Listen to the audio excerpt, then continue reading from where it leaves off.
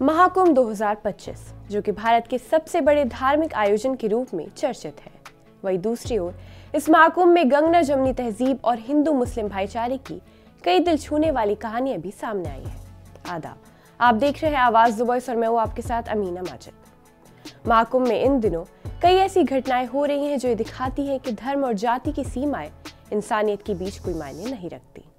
महाकुंभ के दौरान रामशंकर नाम के एक श्रद्धालु की हालत खराब हो गई और उन्हें दिल का दौरा पड़ गया, जिससे वो बेहोश हो गए। इस वक्त फरहान आलम एक मुस्लिम युवक ने रामशंकर की मदद की और सीपीआर देकर उनकी जान बचाई। ये घटना महाकुंभ में मौजूद श्रद्धालुओं के लिए एक अनमोल उदाहरण बन गई है कि इंसानियत से बढ़कर कोई धर्म नहीं होता है।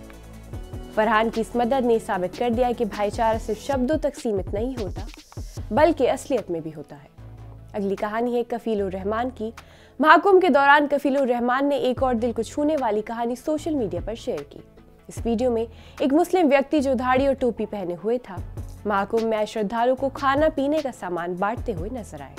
इस दौरान स्थानीय लोग उनकी जमकर मदद कर रहे थे। यही है गंगा जमुनी तहजीब। इस वीडियो ने साफ होता है कि महाकुंभ के दौरान लोग एक दूसरे की मदद कर भी समाज में भाईचारे का पैगाम दे रहे हैं। भाईचारा और सौहार्द की एक और कहानी रज़ा अब्बास ज़ैदी ने सोशल मीडिया पर शेयर की। उन्होंने कुछ तस्वीरें शेयर की जो प्रयागराज की यादगार हुसैनी कॉलेज की थी। इन तस्वीरों में कॉलेज के कई कमरे दिखाई दे रहे हैं जिनमें श्रद्धालु आराम कर रहे हैं।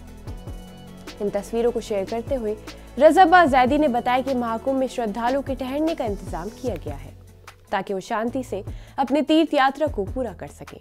ये गंगा जमुनी तहजीब का बेहतरीन एग्जाम्पल है जो पूरे देश में भाईचारे का संदेश दे रहा है। महाकुंभ 2025 जहाँ एक तरफ लाखों श्रद्धालु धर्म की साधना के लिए पहुंचते हैं, वहीं दूसरी तरफ ये आयोजन देश की गंगा जमुनी संस्कृति को भी जिंदा करता है। हिंदू मुस्लिम भाईचारे की कहानियां न सिर्फ महाकुंभ की सुंदरता को बढ़ाती हैं, बल्कि समाज में एकता को भी दिखाती हैं।